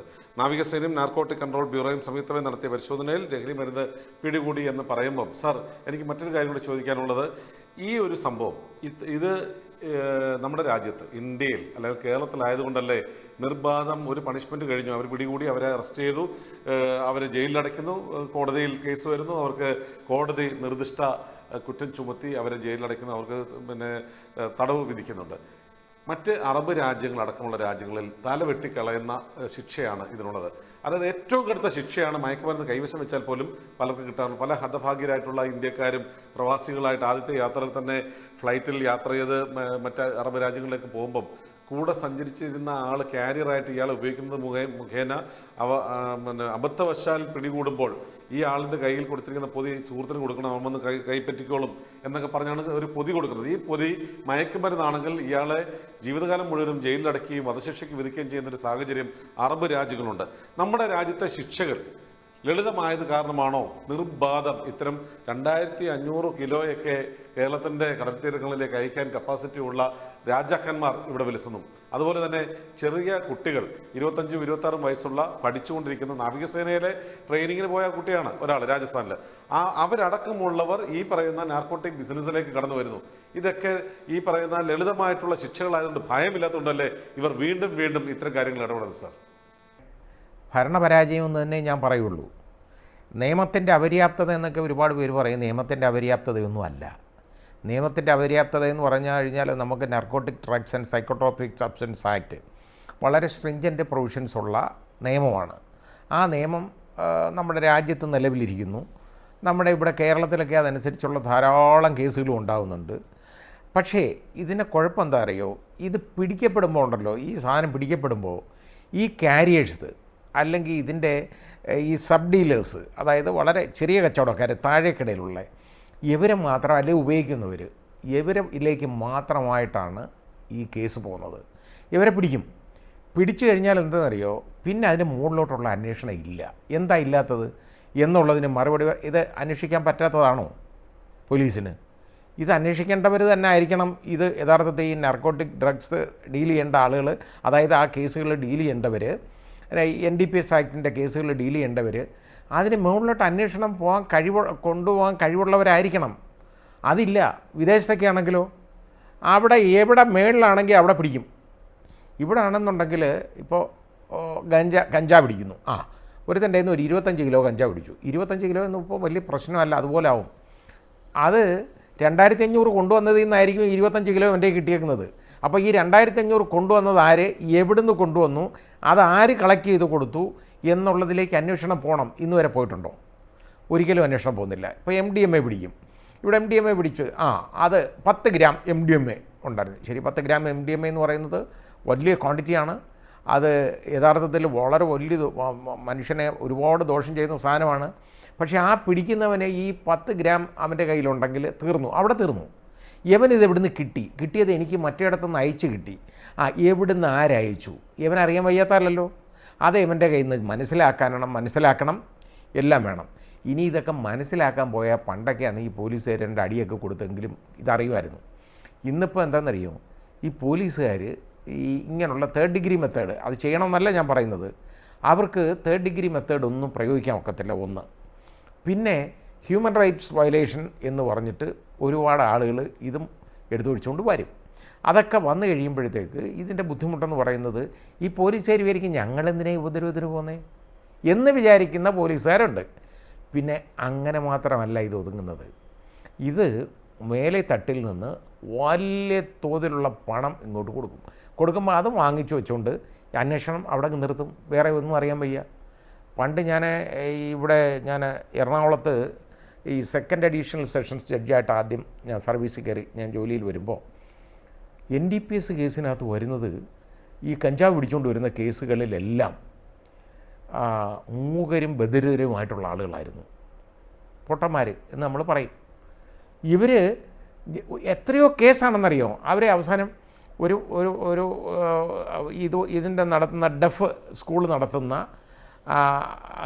ഈ നമ്മുടെ പുരോഹിതരുണ്ട്, അവിടുന്ന് കന്യാസ്ത്രീകൾ, അവിടുന്ന് കന്യാസ്ത്രീകൾ സഹോദരിമാരും അമ്മമാരും വന്നാണ് ഇവർ പറയുന്നത് എന്താണ് ഇവർക്ക് മനസ്സിലാക്കണം, ഇവർക്ക് അങ്ങോട്ട് അത് മനസ്സിലാക്കി കൊടുക്കുക, ഇൻ്റർപ്രറ്റ് ചെയ്ത് കൊടുക്കുക, അവരുടെ കയ്യിൽ നിന്ന് എന്തെങ്കിലും അറിയാനുണ്ടെങ്കിൽ ഇൻ്റർപ്രറ്റ് ചെയ്ത് ഇങ്ങോട്ട് വാങ്ങിച്ചു തരിക എന്ന് പറയുന്നത് ഇവരുടെ ജോലിയായിരുന്നു. അങ്ങനെ ഞാനിത് അന്വേഷിക്കാൻ പോയി, ഇതെന്താ ഈ വരുന്ന കേസുകളിലെല്ലാം അത് മൂവാറ്റുപുഴ ഭാഗത്തുനിന്ന് ആ കേസുകൾ വന്നുകൊണ്ടിരുന്നത്. ഇത്രയും ഈ മൂകരും ബധിരമായിട്ടുള്ള ആളുകളാണ് മൂവാറ്റുപുഴ ഉള്ളത് എന്ന് ഞാൻ അന്വേഷിച്ച് വന്നപ്പോഴാണ് മനസ്സിലായത്. ഏതാണ്ട് 100 അന്നത്തെ കാലത്ത് 100 പേരെ ഇങ്ങനെയുള്ള ആളുകളെ പല ഭാഗങ്ങളിൽ നിന്ന് റിക്രൂട്ട് ചെയ്തിട്ടുണ്ട്. കാരണം അവർക്ക് മിണ്ടാനൊക്കത്തില്ല, ഒന്നും പറയാൻ ഒക്കത്തില്ല, ചോദിച്ചവരുടെ നിന്ന് മനസ്സിലാക്കാൻ ഒക്കത്തില്ല. അതോടുകൂടി അവരാണ് ഈ ഡീൽ ചെയ്യുന്നത്. അങ്ങനെ അതിൻ്റെ മുകളിലോട്ട് അന്വേഷണം ഉണ്ടായിരുന്നു. പക്ഷേ ഇന്ന് ഈ പൊട്ടന്മാരൊന്നുമല്ല ഈ MDMA ഡീൽ ചെയ്യുന്നത്. എല്ലാം സമൂഹത്തിൽ വലിയ ഉന്നത സ്ഥാനങ്ങളിരിക്കുന്നവരും ഒക്കെ തന്നെയാണ് കൂടുതലും. അത് കലാകാരന്മാർ എന്നൊക്കെ നമ്മൾ ഓരോരുത്തർ പറയും, ആ രീതിയിലുള്ള ആളുകളാണ്. പക്ഷേ അവരുടെ കയ്യിൽ നിന്ന് ഇത് പിടിച്ചാൽ അവർക്ക് എവിടുന്ന് കിട്ടി ഇതെന്ന് അവർക്ക് പറയാനറിയാൻ വയ്യത്തൊന്നുമല്ല. അത് അവരുടെ കൊണ്ട് പറയിപ്പിക്കണം. അതിന് ഒരുപാട് മാർഗ്ഗങ്ങൾ പ്രയോഗിക്കണം, മെനക്കെടണം. അവർ 3rd ഡിഗ്രി ഒന്നും വേണമെന്ന് ഞാൻ പറയുന്നില്ല, പക്ഷേ ഇല്ലാതെ തന്നെ ആ അന്വേഷണം അവരുടെ മൊബൈൽ മുഴുവൻ പരിശോധിക്കുക. ഇവരൊക്കെ വന്നേക്കുന്ന കോളുകൾ, ഇവരുടെ കയ്യിൽ നിന്ന് പോയേക്കുന്ന കോളുകൾ, ടവർ, ഇത് മുഴുവൻ നോക്കിയിട്ട് അത് ഈ മൊബൈൽ കമ്പനികളുമായിട്ട് സേവനദാതാക്കളുമായിട്ട് അവരുമായിട്ട് ചേർന്ന് ഇത് അന്വേഷിക്കണം. അന്വേഷിച്ചാൽ ഇന്ന് സംസാരിക്കുന്നത് പോലും കിട്ടുമല്ലോ, കിട്ടും. പിന്നെ വാട്സാപ്പ് ആണെങ്കിൽ ചിലപ്പോൾ കിട്ടിയില്ല എന്നിരിക്കും. അങ്ങനെ ഉണ്ടെങ്കിൽ എന്താണ് മെസ്സേജ്, ഇത് എവിടെയൊക്കെ പോയേക്കുന്നു, അവരെയൊക്കെ അന്വേഷിച്ച് കണ്ടുപിടിക്കണം. അത് അന്വേഷിച്ച് കണ്ടുപിടിക്കാൻ വയ്യാത്തൊന്നുമല്ല, അത് അന്വേഷിക്കണം എന്നൊരു ധാരണ മനസ്സിൽ വേണം. സർ, തീർച്ചയായിട്ടും ഇത് നമ്മളുടെ തലമുറ ഏറ്റവും കൂടുതൽ യുവജന വിഭവശേഷിയുള്ള രാജ്യമാണ് നമ്മളുടെ ഇന്ത്യ. ലോകരാജ്യങ്ങൾ എടുത്തു നോക്കിയാൽ ഏറ്റവും കൂടുതൽ യുവജനങ്ങളുടെ എണ്ണം, കോടിക്കണക്കിന് യുവജനങ്ങളുള്ള അതൊരു വലിയ സമ്പത്താണ്. നമ്മളുടെ ബ്രെയിൻ, ഇതെല്ലാം ബ്രെയിൻ ഡ്രെയിനേജിലൂടെ അടുത്ത രാജ്യങ്ങളിലേക്ക് പോയിക്കൊണ്ടിരിക്കുകയാണ്. ഈ യുവജനത കടന്നു വരുമ്പോൾ പുതിയ തലമുറയിലൂടെ ഭാവി രാജ്യം പ്രതീക്ഷിക്കുന്ന ഒരു വലിയ സാമ്പത്തിക സംവിധാനങ്ങളിലേക്ക് ഇന്ത്യ കടന്നു വരുമെന്നുള്ളൊരു പ്രതീക്ഷയുണ്ട്. പെട്ടെന്ന് തന്നെ അതിവേഗം ദ്രുതഗതിയിൽ നമ്മൾ ലോക ജനതയുടെ നെറുകയിലെത്തുമെന്ന് നമ്മൾ പ്രതീക്ഷിക്കുന്നുണ്ട്. ഇന്ത്യ ഒരു വൻ ശക്തിയായിട്ട് മാറുമെന്ന് പ്രതീക്ഷിക്കുന്നുണ്ട്. ആ ശക്തിയായിട്ട് മാറുന്ന ഇന്ത്യയെ തകർക്കുവാൻ വേണ്ടിയുള്ള ഒരു ബയോ വാർ അല്ലേ സാർ ഈ ഒരു നാർക്കോട്ടിക് ബിസിനസ്സിലൂടെ ഈ ഏജൻസികൾ കരുതുന്നത്. ഇതൊരു പിന്നെ ബിസിനസ് മാത്രമല്ല സർ, ഇത് വെറും ഒരു ധനലാഭത്തിന് വേണ്ടി ഏതെങ്കിലും ഒരു പോക്കറ്റിൽ നിന്നുള്ള ആളുകൾ ചെയ്യുന്നതല്ല. ഇത് ശരിക്കും തീവ്രവാദമാണ് സർ. തീവ്രവാദത്തിലൂടെ ഇന്ത്യയെ നശിപ്പിക്കാൻ വേണ്ടിയുള്ള ഒരു ഇടപെടലല്ലേ ഇത് എന്ന് നമുക്ക് അങ്ങനെ ചിന്തിച്ചാൽ ഇത് തെറ്റാകുമോ സർ? നമ്മുടെ ഇവിടുത്തെ സാഹചര്യങ്ങളാണ്. ഒന്നാമത് ഈ ഫ്രസ്ട്രേഷൻ ഈ കുഞ്ഞുങ്ങൾക്കൊക്കെ ഉണ്ട്, വളരെ ചെറുപ്പക്കാർ. ഇപ്പോൾ യുവജനങ്ങൾ കൂടുതലുണ്ടെന്ന് പറഞ്ഞല്ലോ, അത് ആ സങ്കടം വേണ്ട. ഒരു 5 വർഷത്തിനകത്ത് അതെല്ലാം അങ്ങ് മാറിക്കോളും. കാരണം ബ്രെയിൻ ഡ്രെയിൻ എന്ന് പറയുന്നത് ഇവിടുന്ന് ഉണ്ടായിക്കൊണ്ടിരിക്കുന്ന പോലെ വേറെ ഒരു രാജ്യത്തൊന്നും ഇത്രത്തോളം പോകുന്നില്ല. ഏറ്റവും കൂടുതൽ പോകുന്നത് ഇന്ത്യയിൽ നിന്നാണ് ആളുകൾ. അതിൻ്റെ പെർസെൻറ്റേജ് നോക്കിയാൽ വളരെ ഏറ്റവും കൂടുതൽ പോകുന്നത് ഇന്ത്യയിൽ നിന്നാണ് ആളുകൾ, യുവജനങ്ങൾ. അപ്പോൾ അങ്ങനെ പോയിക്കൊണ്ടിരിക്കുക. അവർക്ക് വിദേശത്ത് നല്ല ഓപ്പർച്യൂണിറ്റി ഉണ്ട്. പിന്നെ ഇതേപോലെ ഇവിടെ മതത്തിൻ്റെയും ജാതിയുടെയും പേരിലുള്ള ഈ അടിയും വഴക്കും ഒക്കെ ഉണ്ടല്ലോ, അതൊന്നും അവിടെ എങ്ങുമില്ല കേട്ടോ. അവിടെ മതമൊന്നും ഇല്ലാത്തതല്ല, പക്ഷേ അവിടെ അതില്ല, ബോധമുണ്ട്. പിന്നെ ഇവിടെ ഈ അഴിമതി, ഈ ഭരണകൂടത്തിൻ്റെയൊക്കെ അഴിമതി, ഭരണകൂട ഭീകരത, ഇതൊന്നും അവിടെ അനുഭവിക്കാൻ ഒക്കത്തില്ല വിദേശങ്ങളിൽ, പല രാജ്യങ്ങളിലും. രണ്ട് ആളുകൾ ഇവിടെ മടുത്തു കഴിഞ്ഞു, ചെറുപ്പക്കാർ. അവരെ കുറ്റം പറയാൻ ഒക്കത്തില്ല ഇവിടുന്ന് പോകുന്നതിന്, അവരങ്ങനെ പോവും. പിന്നെ ആ പോകാനൊക്കാത്ത ആളുകളൊക്കെ ഉണ്ടല്ലോ, ഈ പറഞ്ഞ രീതിയിൽ അവർ ഈ ഫ്രസ്ട്രേഷൻ. കാരണം ഇവിടെ ജോലി, ഇപ്പോൾ ഗവൺമെൻറ് ജോലി എന്ന് പറയുന്നത് അപ്രാപ്യമാണ്. ഗവൺമെൻറ് ജോലി ഇപ്പോൾ നമ്മുടെ കേരളത്തിൽ വേണമെങ്കിൽ ഒന്നുകിൽ അവൻ SFIക്കാരനായിരിക്കണം, അല്ലെങ്കിൽ DYFIക്കാരനായിരിക്കണം. അവൻ്റെ അല്ലാതെ വിദ്യാഭ്യാസ യോഗ്യതയ്ക്കോ അവൻ്റെ കഴിവിനോ അതൊന്നും ഒരു മാനദണ്ഡവുമല്ല. അവൻ റോഡിൽ ഇറങ്ങി നിന്ന് അടിക്കാൻ തയ്യാറായാൽ മതി കേട്ടോ. അതായത് ഈ മാതൃകാപരമായ രക്ഷാപ്രവർത്തനം നടത്താൻ അവന് തയ്യാറാവണം. അങ്ങനെയുള്ള ആളുകൾക്ക് മാത്രമേ എന്തെങ്കിലും നേട്ടം ഉണ്ടാവുള്ളൂ തൽക്കാലം. ഇപ്പോൾ അത് കുറച്ച് നാളത്തേക്കേ ഉള്ളൂ കേട്ടോ, ഇത് കൂടുതൽ അങ്ങനെ നീണ്ടു പോകത്തില്ല. അപ്പോൾ ഇങ്ങനെയൊക്കെ ഉള്ള കാര്യങ്ങളുള്ളതുകൊണ്ട് ഈ ചെറുപ്പക്കാർക്കെന്ന് പറയുന്നത് അവർക്ക് വളരെ ഫ്രസ്ട്രേഷനാണ് മനസ്സിൽ. ഒന്നുമില്ല, പഠിച്ചിട്ട് എന്ത് ചെയ്യും? അപ്പം ഇങ്ങനെ നോക്കുമ്പോൾ അവരുടെ ആ ബോറടി മാറ്റാനും ഈ ഫ്രസ്ട്രേഷൻ മാറ്റാനും ഒക്കെ കണ്ടുപിടിക്കുന്ന ഒരു മാർഗം എന്ന് പറയുന്നത് ഈ ഡ്രഗാണ്, മയക്കുമരുന്നിലേക്കാണ്. അങ്ങനെ പോയി കഴിഞ്ഞാൽ ഈ നമ്മുടെ അടുത്ത തലമുറ നശിക്കും, സംശയമൊന്നും വേണ്ട. സാർ, ഇവിടെ മറ്റൊരു കാര്യം കൂടി എനിക്ക് പറയാനുണ്ട്. പ്രധാനമായിട്ടും ഇപ്പോൾ നേരത്തെ സൂചിപ്പിച്ചതുപോലെ ഒരു തലമുറയെ മുഴുവനും ഗ്രസിച്ചിരിക്കുന്ന ഒരു കാര്യമാണ് നമ്മളുടെ ഈ ഒരു നാർക്കോട്ടിക് ബിസിനസ്സിലൂടെ ഒരു സമൂഹം നേട്ടം കൊയ്യുന്നത്. ഒരു യുവജനങ്ങളാണ് ഏറ്റവും കൂടുതൽ ഇങ്ങനെയുള്ള മയക്കുമരുന്ന് ലോബിയുടെ പിടിയിൽ അകപ്പെടുന്നതെല്ലാം. ഏകദേശം ഒരു 18 വയസ്സ് അല്ലെങ്കിൽ 15 വയസ്സ് മുതൽ 30 വയസ്സിന് താഴെയുള്ള കുഞ്ഞുങ്ങളാണ്. അപ്പം ഈ ഒരു തലമുറ അടുത്ത നമ്മുടെ രാജ്യം ഭരിക്കേണ്ടവരാണ്, അല്ലെങ്കിൽ ഭാരതത്തെ നയിക്കേണ്ടവരാണ്. അവരെ തകർക്കുന്നതോടുകൂടി ഭാരതത്തിനെ കൈപ്പിടിയിൽ ഒതുക്കാൻ, വരുതിക്ക് നിർത്താമെന്ന് ചിന്തിക്കുന്ന ഒരു സമൂഹം ഇല്ല എന്ന് നമുക്ക് ചിന്തിക്കാൻ കഴിയില്ല സാർ. ഇവിടെ എന്തുകൊണ്ട് നമുക്ക് കഠിനമായിട്ടുള്ള ശിക്ഷകളിലേക്ക് കടന്നു വന്നുകൂടാ എന്നും നമുക്ക് ചിന്തിക്കേണ്ടതുണ്ട്. എന്തായാലും ഈ ഒരു സാഹചര്യത്തിൽ എനിക്ക് ഏറ്റവും കൂടുതൽ എടുത്ത് പറയാനുള്ളത്, കഴിഞ്ഞ ദിവസം ഞാൻ നേരത്തെ സൂചിപ്പിച്ചു, ഇവിടെ കൊച്ചിയിൽ നടന്നിട്ടുള്ള ചില ഇടപെടലുകളാണ്. അതായത് 2-3 സംഘടനകൾ ഒന്നിച്ചു ചേർന്നുകൊണ്ട് ഒരു വലിയ ബോധവൽക്കരണ ശ്രമം കൊച്ചിയിൽ നടത്താൻ പോകുന്നു എന്നുള്ള ഒരു ഇടപെടലാണ് കഴിഞ്ഞ ദിവസം മലനാട് TV ലൈവായിട്ട് റിപ്പോർട്ട് ചെയ്ത ആ ഒരു വാർത്ത. എന്തായാലും നമ്മളുടെ ഫൈനാൻസ് ഹാളിൽ നിന്നുകൊണ്ട് തത്സമയം കണ്ട ആ വാർത്തയിൽ എന്നെ ഏറെ ആകർഷിച്ചത് അവിടെ വന്ന പ്രമുഖരായിട്ടുള്ള ആളുകളുടെ ഒന്നും വാക്കുകളല്ല. ദേവൻ രാമേന്ദ്രൻ സാർ എന്തുകൊണ്ട് വിട്ടുനിന്നു എന്നുള്ളതും നമുക്കറിയില്ല. എന്നാലും അദ്ദേഹമായിരുന്നു ഉദ്ഘാടനം ചെയ്യേണ്ടത്. ആ ചടങ്ങിൽ ഏറ്റവും കൂടുതൽ മലനാട് TVയുടെ പ്രേക്ഷകരെയും എന്നെയും ഒക്കെ സ്വാധീനിച്ചത് അബ്ദുൾ ബാസിദ് എന്ന് പറയുന്ന ഒരു എക്സൈസ് ഉദ്യോഗസ്ഥന്റെ വാക്കുകളാണ്. ആ വാക്കുകൾ കേട്ട് നമുക്ക് മടങ്ങി വരാം.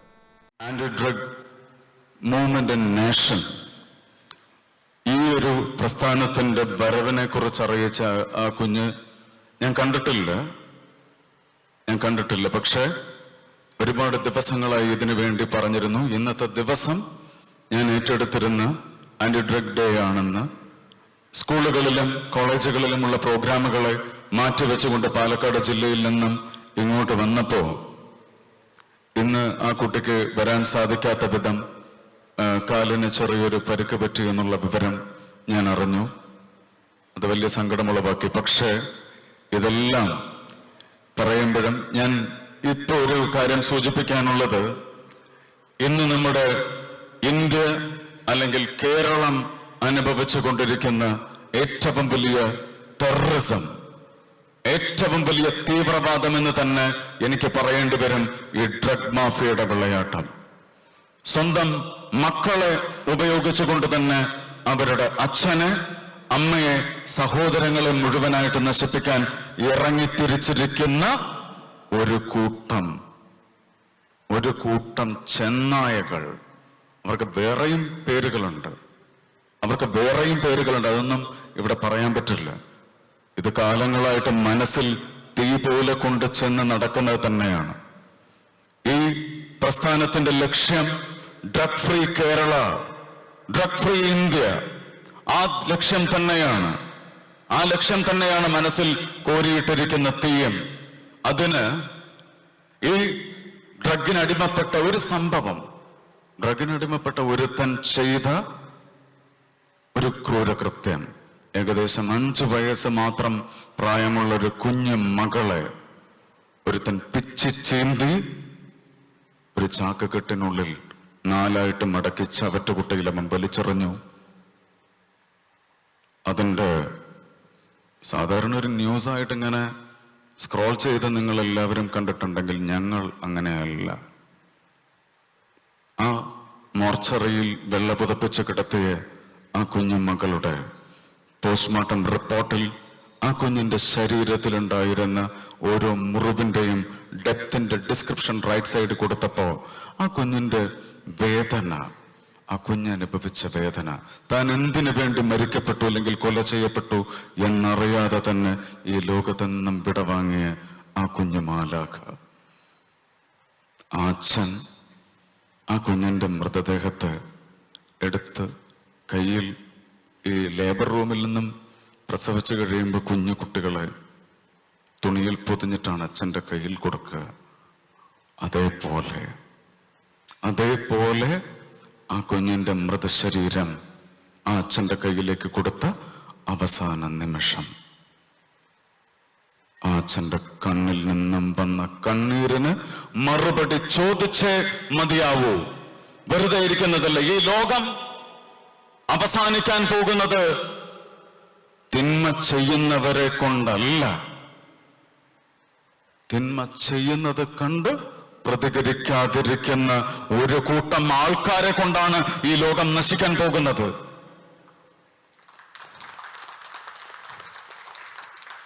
പക്ഷെ എനിക്ക് വിശ്വാസമുണ്ട്, തീർച്ചയായും അതിനെതിരെയുള്ള പോരാട്ടങ്ങൾ ഓരോ ഭാഗത്തു നിന്നും വരുമ്പോ, ഞാൻ ഇതിനെതിരെ സംസാരിക്കാൻ തുടങ്ങിയപ്പോ, കേരള എക്സൈസ് വകുപ്പ് ഇതിനെതിരെ പ്രതികരിക്കാൻ തുടങ്ങിയപ്പോ, ഇതിനെതിരെ ചില സമയങ്ങളിൽ ഒറ്റയാൾ പോരാട്ടമായി മുന്നോട്ട് പോകുമ്പോൾ എനിക്കെതിരെ വരുന്ന ത്രെറ്റ്സിനും ഞാൻ മനസ്സുകൊണ്ട് കണക്കാക്കി വെച്ച ഒരു കാര്യമുണ്ട്. ശ്രീ നാരായണ ഗുരു പറഞ്ഞ വാക്ക് തന്നെയാണ് എൻ്റെ മനസ്സിന്റെ ആ ഹൃദയത്തിൽ തിടം പേറ്റി വച്ചിരിക്കുന്നത്. അധർമ്മപക്ഷത്ത് നിന്ന് ജയിക്കുന്നതിനേക്കാൾ നല്ലത് ധർമ്മപക്ഷത്ത് നിന്ന് തോൽക്കുന്നതാണ്. അതെന്തായാലും അതിന് ചില ചവിട്ടി താഴ്ത്തലുകൾ വരും. ആ ചവിട്ടി താഴ്ത്തലുകൾക്കിടയിൽ ബൈബിളിലെ വചനം ഞാൻ ഓർക്കുന്നു. ചില ചവിട്ടി താഴ്ത്തലുകൾക്കിടയിൽ നീ നിന്റെ നാഥനെ മുറുക്കെ പിടിക്കുമെങ്കിൽ നിനക്കായി ഒരു പടയെ നാഥൻ അയച്ചു തരുമെന്ന് പറയുന്ന ബൈബിളിലെ വചനം തന്നെയാണ് ഇത് തന്നെയാണ് പടയുടെ തുടക്കം. ഇവിടെയാണ്. This is not an end, this is the beginning. ഇത് തുടക്കം തന്നെയാണ്. യെസ്, നമ്മളെ കൊണ്ട് കഴിയില്ല എന്ന് കരുതിയോ? നമ്മളെ കൊണ്ട് ഈ ഒരു ലക്ഷ്യം സഫലീകരിക്കാൻ പറ്റില്ലേ? തീർച്ചയായിട്ടും പറ്റും. അതിനൊരുപാട് ഉദാഹരണങ്ങൾ നമ്മൾ ചെയ്ത് കൂട്ടിയിട്ടുണ്ട്. കൊറോണ വന്നപ്പോ മാസ്കും സോഷ്യൽ ഡിസ്റ്റൻസിങ്ങും പാലിച്ചിരുന്ന നമ്മൾ ഇന്ന് മാസ്ക് ഇല്ലാതെയും സോഷ്യൽ ഡിസ്റ്റൻസിങ്ങും ഇല്ലാതെയും തോളോട് തോൾ ചേർന്ന് നിൽക്കാൻ നമ്മളെ കൊണ്ട് കഴിഞ്ഞിട്ടുണ്ടെങ്കിൽ, ആ ദുരന്തത്തെ ഓവർകം ചെയ്യാൻ കഴിഞ്ഞിട്ടുണ്ടെങ്കിൽ, 2018 പ്രളയമെന്ന് പറഞ്ഞ മഹാദുരന്തം വന്ന സമയത്ത് മുങ്ങിത്താഴുന്ന ഓരോരുത്തനെയും ജാതി മത കക്ഷി രാഷ്ട്രീയ ഭേദമന്യേ ഓരോരുത്തനെയും തൂക്കിപ്പിടിച്ച് മുങ്ങിത്താഴുന്നതിൽ നിന്ന് നമ്മൾ രക്ഷിച്ചിട്ടുണ്ടെങ്കിൽ, കൊല്ലം ജില്ലയിൽ 5 വയസ്സുള്ള ഒരു കുഞ്ഞുമകൾ ഏട്ടന്റെ കൂടെ ട്യൂഷന് പോകുന്ന സമയത്ത് ഒരു കുടുംബം പ്ലാൻ ചെയ്ത് ആ കുഞ്ഞിനെ തട്ടിക്കൊണ്ടുപോയി. പക്ഷേ 21 മണിക്കൂറിന്റെ ഉള്ളിൽ ഒരു പോറൽ പോലും ഏൽക്കാതെ നമ്മൾക്ക് തിരിച്ചു തന്നിട്ടുണ്ടെങ്കിൽ, ഇതിന് 5000-ഓ 10,000-ഓ പോലീസുകാരോ എക്സൈസുകാരുടെയോ മേലെ മാത്രം ഉത്തരവാദിത്തം ഏൽപ്പിച്ചത് കൊണ്ടല്ല ഈ ഓവർകമ്മിങ്, ഇല്ലെങ്കിൽ ഈ ദുരന്തത്തെ അതിജീവിക്കാൻ കഴിഞ്ഞത്. കേരളത്തിലെ ഓരോരുത്തരും ഓരോ ആളും ഓരോ പൗരനും അതിനെതിരെ പ്രതികരിച്ചത് കൊണ്ടാണ്. So each and everyone has the responsibility to wipe out the drug mafia from the society. തീർച്ചയായിട്ടും നമ്മൾക്കതിന് കഴിയണം. നമ്മൾ മലയാളികളാണ്. നമ്മുടെ കേരളത്തിന്റെ പെരുമ എന്ന് പറയുന്നത് തന്നെ നമ്മുടെ ഒരുമയാണ്. അനുഗ്രഹീതമാണ് നമ്മുടെ കേരളം. സംസ്കാരം കൊണ്ടും സാക്ഷരത കൊണ്ടും സമ്പന്നം. ദൈവത്തിന്റെ സ്വന്തം നാടെന്ന പേരുള്ള നമ്മുടെ കേരളത്തിന് ലഹരികളുടെ സ്വന്തം നാട് എന്ന പേരിലേക്ക് മാറ്റി എഴുതാൻ ഭാവി തലമുറയെ അനുവദിച്ചുകൂടാ. അത് മാത്രം മനസ്സിൽ നിർത്തി ഈ ഒരു വാക്കെങ്കിലും പറയാതെ അങ്ങോട്ട് ഇറങ്ങിപ്പോയ എൻ്റെ മനസ്സ് സഹിക്കില്ല. ഇനി പ്രതിജ്ഞയാവാം. തീർച്ചയായിട്ടും. എന്തായാലും ഈ ഒരു കാര്യത്തിൽ കൊച്ചി അതിവേഗം കടന്നു പോകുന്നത് എങ്ങോട്ടേക്കെന്നുള്ളൊരു ചിന്ത നമ്മളെ പേടിപ്പിക്കുന്നതാണ്, ഭയാനകമാണ്. റിപ്പോർട്ടുകൾ സൂചിപ്പിക്കുന്നത് യുവതലമുറയിൽ ഏറിയ പങ്കും മദ്യത്തിനും മയക്കുമരുന്നിനുമൊക്കെ അടിമകളായി മാറുന്ന ഒരു സാഹചര്യമാണ് കൊച്ചിയിൽ നടക്കുന്നത്. കൊച്ചി മദ്യത്തിൻ്റെയും മയക്കുമരുന്നിൻ്റെയും വലിയൊരു റാക്കറ്റായിട്ട് മാറിക്കൊണ്ടിരിക്കുന്നു. ഇവിടെ ഏറ്റവും കൂടുതൽ ഇതേപോലെയുള്ള ഇതുവരെ ഇന്ത്യയിൽ അല്ലെങ്കിൽ മറ്റ് നോർത്ത് ഇന്ത്യൻ സംസ്ഥാനങ്ങളിൽ സംഭവിച്ചിട്ടുള്ള മൃഗീയമായിട്ടുള്ള കൊലപാതകങ്ങൾ, അതുപോലെ തന്നെ മറ്റ് സ്ത്രീ പീഡനങ്ങൾ, ബാലികമാരെ പോലും പീഡിപ്പിച്ച് കൊന്നുകളയുന്ന തരത്തിലേക്ക് മനുഷ്യ മസ്തിഷ്കത്തെ പ്രക്ഷാളനം ചെയ്യാൻ കഴിവുള്ള ഇത്തരം മയക്കുമരുന്നുകൾ ഈ കൊച്ചിയിലേക്ക് നിർബാധം ഒഴുകിക്കൊണ്ടിരിക്കുമ്പോൾ നമ്മൾ കേട്ടുകൊണ്ടിരിക്കുന്ന വാർത്തകളൊക്കെ ഞെട്ടിക്കുന്നതാണ്, ഭയാനകമാണ്, ഭീകരമാണ്. ഇനിയെങ്കിലും ഇതിനൊരു അറുതി വരുത്തണം എന്നുള്ള ചിന്തയിൽ നമ്മൾ മുന്നോട്ട് പോകുമ്പോൾ ഇവിടുത്തെ മാധ്യമങ്ങളുടെ ഒരു മൗനം ഇതിന് വളരെയധികം നമ്മളെ ബുദ്ധിമുട്ടിക്കുന്ന ഒന്നാണ്. അദ്ദേഹം പറഞ്ഞതുപോലെ ഇനി ലോകം അവസാനിക്കുന്നത് ഒരുപക്ഷെ കുറ്റം ചെയ്തവരെ കൊണ്ടായിരിക്കുകയില്ല, കുറ്റം ചെയ്തിട്ട് കണ്ടിട്ട് നിസ്സഹായരായിട്ട് നോക്കി നിൽക്കുന്ന സമൂഹത്തിനെ കൊണ്ടായിരിക്കും ലോകം അവസാനിക്കുന്നത് പറയുന്നത് വളരെ വേദനയോട് കൂടിയാണ്, സങ്കടത്തോടു കൂടിയാണ്, വൈകാരികമായിട്ടാണ്. ഈ ഒരു സാഹചര്യത്തിൽ മലനാട് ടി.വി ഒരു പുതിയ തലമുറയെ വാർത്തെടുക്കുന്നതിന് വേണ്ടി അടുത്ത ഒരു ഘട്ടത്തിലേക്ക് കൂടി കടന്നു പോവുകയാണ്. അങ്ങ് ഒരു ന്യായാധിപനാണ്. നമ്മളുടെ 4 തൂണുകളും, ജനാധിപത്യത്തിൻ്റെ 4 തൂണുകൾ ഏത് രീതിയിൽ പ്രവർത്തിച്ചാൽ ഇത്തരം അധാർമിക ശക്തികളിൽ നിന്ന് സമൂഹത്തെ രക്ഷപ്പെടുത്താൻ സാധിക്കുമെന്നുള്ളത് നമ്മൾ ചിന്തിക്കേണ്ട സാഹചര്യമാണ്. അവിടെ ജുഡീഷ്യറിയും അതുപോലെ തന്നെ ലെജിസ്ലേറ്റീവും അഡ്മിനിസ്ട്രേറ്റർ എന്നുള്ള നിലയിൽ നിൽക്കുന്ന ബ്യൂറോക്രസിയും ഒപ്പം 4ാം തൂണായിട്ടുള്ള മാധ്യമങ്ങളും ഒന്നിച്ച് ഒരു തോളോട് തോൾ ചേർന്ന് നിന്ന് കഴിഞ്ഞാൽ ഒരു വലിയ മാറ്റം വരുമെന്നൊരു പ്രതീക്ഷ മലനാട് ടി.വിക്കുണ്ട്. അവിടെ വേറിട്ട് നിൽക്കുന്ന ഒരു പ്ലാറ്റ്ഫോമിലാണ്, ഒരു ജോണറിലാണ് മലനാട് ടി.വി ഇരിക്കുന്നത്. ഞങ്ങൾ എന്തായാലും പുതിയൊരു പ്ലാറ്റ്ഫോമിലേക്കും കൂടെ കടക്കുകയാണ്. ഒരു മാധ്യമ പഠന കേന്ദ്രം, ഒരു ഫിനിഷിംഗ് സ്കൂൾ. മറ്റ് കോളേജുകളിൽ നിന്ന്, യൂണിവേഴ്സിറ്റിയിൽ നിന്ന് മാധ്യമ പഠനം പൂർത്തിയാക്കിയവർക്ക് മലനാട് ടി.വി ഒരു ഫിനിഷിംഗ് സ്കൂളായിട്ട് വർത്തിക്കാൻ ഉതകുന്ന രീതിയിൽ മുന്നോട്ട് പോകുന്നു. അവിടെ അവർ ആ കോളേജുകളിലും യൂണിവേഴ്സിറ്റികളിലും അവരെ പഠിപ്പിക്കാത്ത ഒരു പേപ്പർ കൂടി ഇവരെ പഠിപ്പിക്കുവാനായിട്ട് ഞങ്ങൾ തയ്യാറാക്കുന്നുണ്ട്. അതിൻ്റെ ആ ഒരു സബ്ജക്റ്റിൻ്റെ പേര് തന്നെ കൺസ്ട്രക്റ്റീവ് ജേർണലിസം എന്നാണ്. അങ്ങനെ ഒരു മാധ്യമ പഠന കേന്ദ്രം കടന്നു വരുന്നതിനെ കുറിച്ച് അങ്ങയുടെ അഭിപ്രായം എന്താണ്? അതാണ് പറയുന്നത്. പ്രത്യേകിച്ച് അങ്ങ് അഡ്വൈസറി ബോർഡ് മെമ്പർ കൂടിയാണ്. അതായത് നമ്മുടെ ജനാധിപത്യത്തെ ഇന്ന് യഥാർത്ഥത്തിൽ താങ്ങി നിർത്തുന്നത് ഈ 3 തൂണുകളല്ല. 3 തൂണുകളെന്ന് പറയുന്നത് ഇപ്പോൾ നമുക്ക് ലെജിസ്ലേച്ചർ കേട്ടോ, എക്സിക്യൂട്ടീവ് ആൻഡ് ജുഡീഷ്യറി, ഈ 3 തൂണുകൾക്കും യഥാർത്ഥത്തിൽ ബലക്ഷയം സംഭവിച്ചിട്ടുണ്ടെന്നുള്ള ഒരു സത്യമാണ്. പോയി എക്സിക്യൂട്ടീവ് അങ്ങേയറ്റം അഴിമതിയും ഒക്കെ അക്രമവും ഈ രീതിയിലും അഴിഞ്ഞാട്ടവും ഒക്കെയാണ്, ആ രീതിയിലേക്ക് പോയി കഴിഞ്ഞു. ലെജിസ്ലേച്ചറിൻ്റെയൊക്കെ പ്രവർത്തനം നമ്മൾ കാണുന്നതാണ് ഇപ്പോൾ എങ്ങനെയാണെന്ന്. അതായത് ഒരു പ്രതിപക്ഷത്തെ 40 എംപിമാരെ സസ്പെൻഡ് ചെയ്ത് വെളിയിൽ നിർത്തിക്കൊണ്ട് ബില്ലുകൾ ഒരു ചർച്ചയും കൂടാതെ പാസ്സാക്കിയെടുക്കുന്ന നാടെന്ന് പറഞ്ഞാൽ ലോകത്ത് വേറെ എങ്ങും കാണത്തില്ല. അത് ഇന്ത്യയെ കാണുള്ളൂ, വേറെയും കാണത്തില്ല. അപ്പോൾ നമ്മുടെ പാർലമെൻറ്റ് നടന്ന കാര്യമാണ് ഞാൻ പറഞ്ഞത്. അത് ആർക്കും നിഷേധിക്കാനൊന്നും പറ്റത്തില്ല. കാരണം ആ രീതിയിലേക്ക് രാഷ്ട്രീയം ആ രീതിയിലേക്ക് അധപ്പതിച്ചു പോയി. അതോടുകൂടി ലെജിസ്ലേച്ചറിനും യഥാർത്ഥത്തിൽ ജനങ്ങളെ യഥാർത്ഥത്തിൽ സേവിക്കുക, നമ്മുടെ ജനാധിപത്യ പ്രക്രിയയെ താങ്ങി നിർത്തുക എന്ന് പറയുന്ന അതിനുള്ള ആ മൂല്യം നഷ്ടപ്പെട്ടു എന്നുള്ള ഒരു സത്യമാണ്. പിന്നെ ജുഡീഷ്യറിയെ നോക്കിക്കഴിഞ്ഞാലും ധാരാളം ആരോപണങ്ങളും ഒക്കെ ജുഡീഷ്യറിയിലേക്കും ഒക്കെ വരുന്നതാണ്. ഇപ്പോൾ തന്നെ കേജ്രിവാളിനെ ഇലക്ഷൻ്റെ സമയത്ത് പിടിച്ച് ജയിലിലിട്ട് കഴിഞ്ഞ് ഏതായാലും അവരുദ്ദേശിച്ച ആ പണി നടന്നു. അയാളെ അകത്തിട്ടതോടുകൂടി ഡൽഹിയിലെ 7 സീറ്റുകളും BJPക്ക് തൂത്തുവാരി എടുത്തുകൊണ്ട് പോകാൻ പറ്റി കേട്ടോ. അയാൾക്ക് പ്രവർത്തിക്കാനുള്ള സാഹചര്യം കൊടുത്തില്ല. ഇന്ത്യൻ നാഷണൽ കോൺഗ്രസ്സിന് പ്രവർത്തിക്കാനുള്ള സാഹചര്യം കൊടുത്തില്ല. കാരണം അവരുടെ ബാങ്ക് അക്കൗണ്ടുകളൊക്കെ ഇൻകം ടാക്സ് ഡിപ്പാർട്ട്മെൻറ്റെ കൊണ്ട് മരവിപ്പിക്കുകയും ആ പണം പിടിച്ചെടുക്കുകയും ഒക്കെ ചെയ്തിട്ട് അവർക്ക് ഒരു പ്രവർത്തന ഫണ്ടില്ലാതെ പോയി, അവർക്ക് ഒരു മാർഗ്ഗമില്ലാതെ പോയി. ഇപ്പോൾ അത് കഴിഞ്ഞിട്ട് കേജ്രിവാളിന് ഇപ്പോൾ അത് നോക്കിക്കഴിഞ്ഞപ്പോൾ ഇപ്പോൾ ഒരു ട്രയൽ കോടതി ഒരുപാട് പ്രാവശ്യം ശ്രമിച്ച് അവസാനം ജാമ്യം കൊടുത്തു. ആ ജാമ്യം കൊടുത്തു കഴിഞ്ഞപ്പോൾ എന്താ, ഹൈക്കോടതി, ഞാൻ ആദ്യമായിട്ടാണ് ഇത് കാണുന്നത്, ആ ഉത്തരവ് അതായത് ആ ഉത്തരവ് സ്റ്റേ ചെയ്യുകയാണ്. എന്ത് ഫോർ വാട്ട്? സ്റ്റേ ചെയ്താൽ അന്നത് വാദം കേട്ടിട്ട് തീരുമാനിക്കണമായിരുന്നു, അത് ചെയ്തില്ലല്ലോ. എന്നിട്ട് വേറെ ദിവസത്തേക്ക് പോസ്റ്റ് ചെയ്യുക. കാരണം ഇതൊക്കെ ആരെ കണ്ടുകൊണ്ടാണെന്ന് നമുക്കറിയാമല്ലോ. ഇത് അതേപോലെ തന്നെ ഈ ഇപ്പോൾ ഏറ്റവും വലിയൊരു ഒരു പ്രഖ്യാപിതമായ ഒരു കാരണം തന്നെ ഉണ്ട്. അതായത് അരുൺ ജെയ്റ്റ്ലിയൊക്കെ പണ്ട് അതിനെക്കുറിച്ച് യഥാർത്ഥത്തിൽ പറഞ്ഞാണ്. ഇപ്പോൾ കപിൽ സിബാലും ദുഷ്യന്ത് ദാവെയൊക്കെ ഇരുന്ന് ഉള്ള ഒരു ചർച്ചയിലും ഒക്കെ അത് തന്നെ വന്നേക്കുന്ന ഒരു കാര്യമാണ്. അതായത് പോസ്റ്റ് റിട്ടയർമെൻറ്റ് ജോബ് ജഡ്ജസിൻ്റെ എന്ന് പറയുന്നത് it is on account of pre retirement judgement എന്ന് പറഞ്ഞാൽ ഈ റിട്ടയർ ചെയ്യുന്നതിന് മുമ്പ് ഉള്ള ജഡ്ജ്മെൻറ്റിൻ്റെ പ്രത്യുപകാരമായിട്ടാണ് ഈ റിട്ടയർ ചെയ്തതിന് ശേഷമുള്ള ജോലി എന്ന്. ഇത് കൊടുക്കരുത് ഇവർക്ക്. അല്ലെങ്കിൽ ഒരു പറഞ്ഞതുപോലെ ഒരു കൂളിംഗ് പീരീഡ് ഒരു 3 വർഷമെങ്കിലും വെളിയിൽ നിന്ന് ഇരിക്കണം. അല്ലാതെ അങ്ങോട്ട് ഇറങ്ങുന്ന ഉടനെ അത് ഇവിടെ നമ്മൾ ഒരുപാട് പേർക്ക് കണ്ടതാണല്ലോ. ആരെയൊക്കെ എവിടെയൊക്കെ കൊണ്ടിരുത്തി, ഒരുപാട് പേരെ.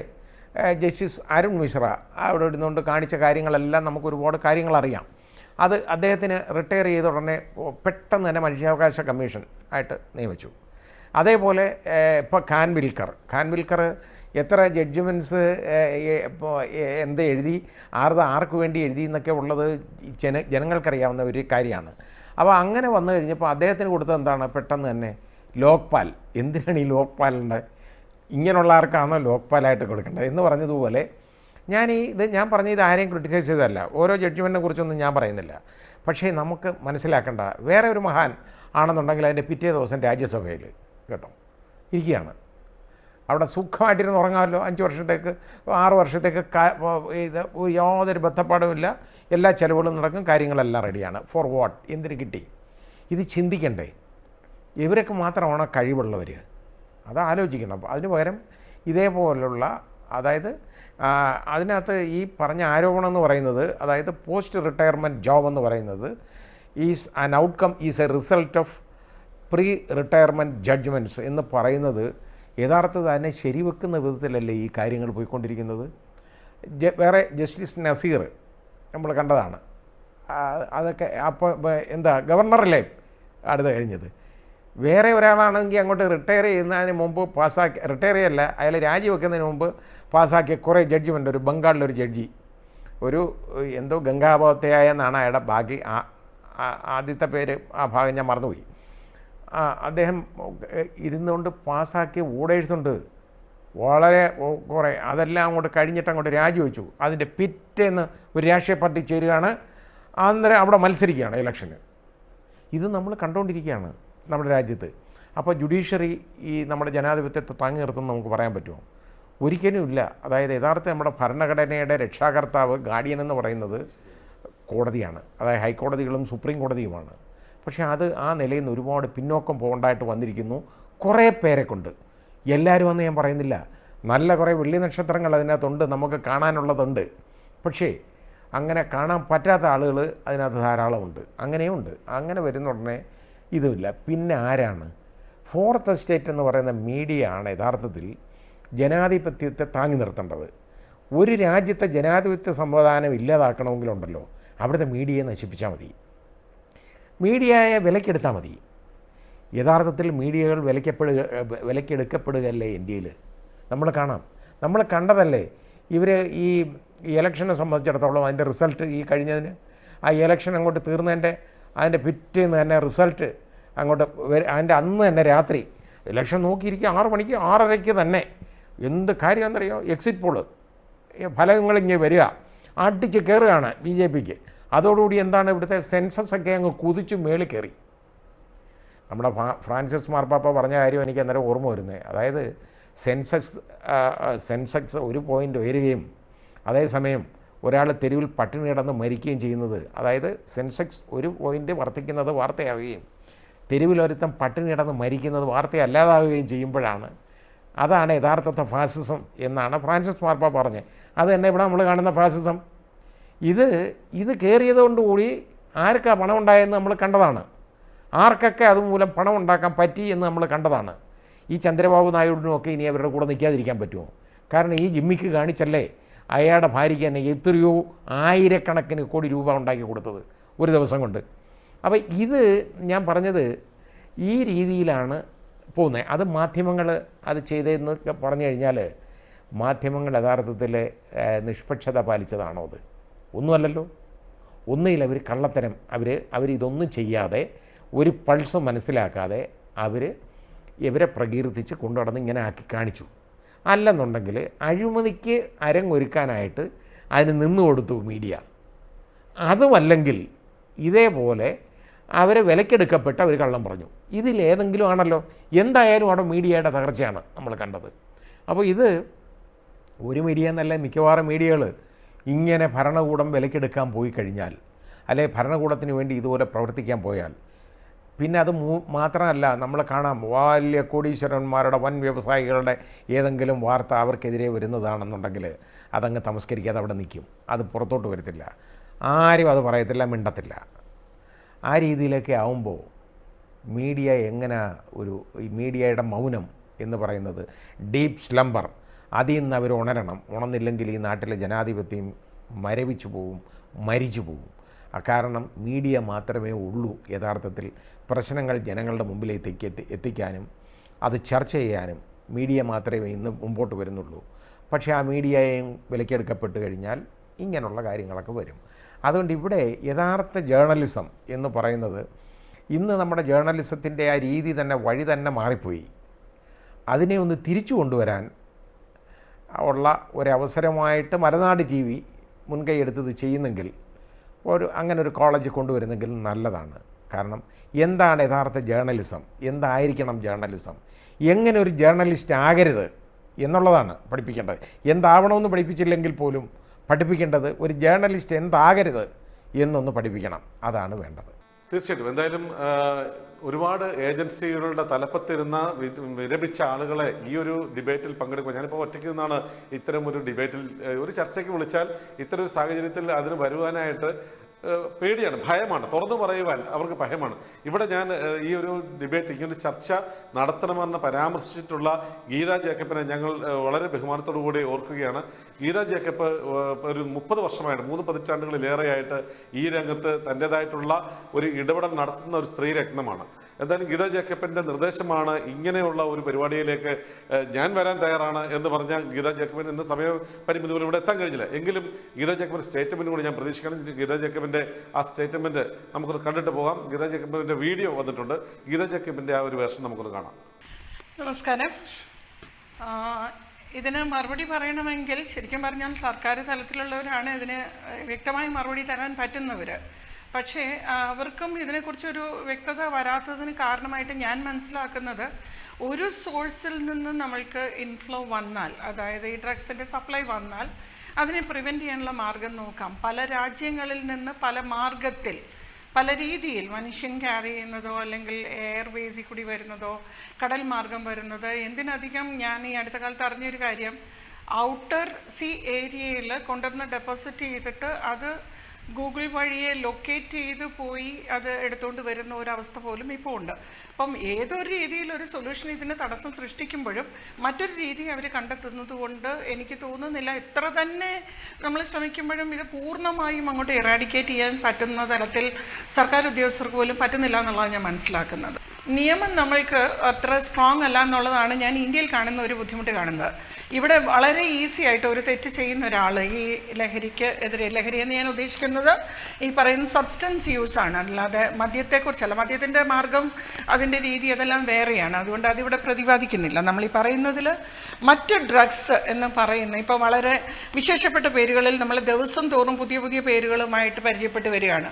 ഈ രീതിയിലുള്ള കെമിക്കൽ ഡ്രഗ്സ് ഇതിനെ പ്രിവെൻറ്റ് ചെയ്യണമെങ്കിൽ അടിസ്ഥാനപരമായിട്ട് നമ്മൾ എത്രത്തോളം നമ്മളുടെ ബോർഡർ സെക്യൂരിറ്റി എന്ന് പറഞ്ഞ പോലെ ഇതിൻ്റെ ഇൻഫ്ലോ നമ്മൾ റെസ്ട്രിക്റ്റ് ചെയ്യുന്നു, അതേപോലെ തന്നെ ഇവിടെ ഇത് കൺസ്യൂം ചെയ്താലോ അല്ലെങ്കിൽ അത് ബന്ധപ്പെട്ട രീതിയിൽ നമ്മൾ എന്ത് രീതിയിൽ സഹകരിച്ചാലോ, ഒരു സപ്ലയർ അതായത് ഒരു പെഡലർ, ഇങ്ങനെയുള്ള ഏത് രീതിയിൽ സഹകരിച്ചു കഴിഞ്ഞാലും കടുത്ത ശിക്ഷ എന്നുള്ള തോതിൽ ഒരു മാർഗം ഇല്ലാതെ ഇതിന് ഒരു സ്ട്രോങ് ആയിട്ടൊരു ഫുൾ സ്റ്റോപ്പ് വരില്ല.